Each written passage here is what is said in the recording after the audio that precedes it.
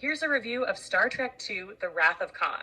Released in 1982, Star Trek II: The Wrath of Khan is considered by many fans to be the best of the original Star Trek film series.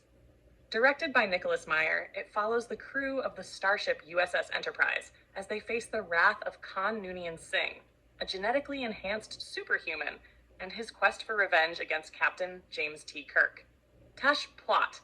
The film opens with the Enterprise crew on a routine mission, and Kirk, now an admiral, is feeling the weight of his responsibilities. Meanwhile, Khan, who had previously been exiled to a barren planet in the Star Trek episode Space Seed, has escaped his prison and is seeking vengeance. He wants to capture the Genesis device, a powerful piece of technology capable of creating life, but also being used as a weapon, and uses it as leverage to target Kirk. The central conflict revolves around Khan's relentless pursuit of the Enterprise as Kirk and his crew try to stop him. The tension builds as the two foes engage in a battle of wits and strategy. Khan's obsession with vengeance is deeply personal, having lost his wife and crew after their exile, and he is bent on making Kirk suffer. Characters and cast. The movie is anchored by the incredible performances of the original Star Trek cast. William Shatner returns as Captain Kirk, and his portrayal is one of his best, bringing depth and vulnerability to the iconic character. Leonard Nimoy reprises his role as Spock, whose emotional journey in this film is central to its themes, especially his relationship with Kirk. Ricardo Montalban is unforgettable as Khan, bringing intensity and charisma to the villain. His performance is memorable, and his passion for revenge is palpable. The film also features strong supporting performances from DeForest Kelley as Dr. McCoy, Nichelle Nichols as Uhura, James Doohan as Scotty, and Walter Koenig as Chekhov. One of the standout moments in the film involves Spock's sacrifice, which adds an emotional layer to the story. The loss of Spock is a pivotal moment, showcasing the bond between the characters, and it's a turning point that has lasting consequences for the series. Themes. The Wrath of Khan explores themes of aging, friendship, sacrifice, and redemption. The film poses the idea of the passage of time and the toll it takes on the characters.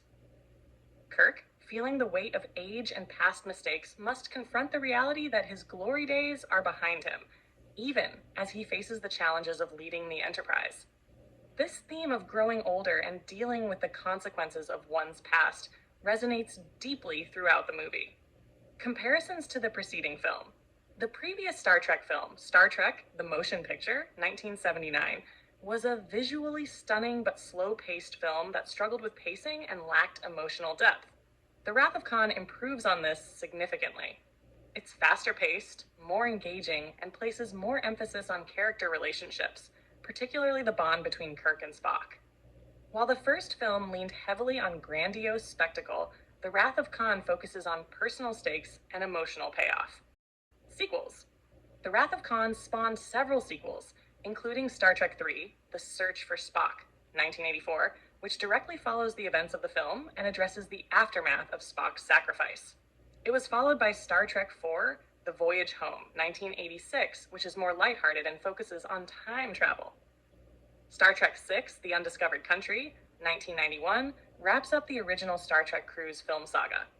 The film's influence continues in the Star Trek franchise. The 2013 film Star Trek Into Darkness, directed by J.J. Abrams, also explores a storyline involving Khan, though the portrayal and context are quite different from the original. Not her conclusion. Star Trek II: The Wrath of Khan stands as a high point in the Star Trek series, praised for its character-driven narrative, action, and emotional depth. It rejuvenated the franchise after the mixed reception of the first film and cemented Star Trek as a cultural touchstone. The themes of leadership, friendship, and the inevitable passage of time resonate as strongly today as they did when the film first debuted.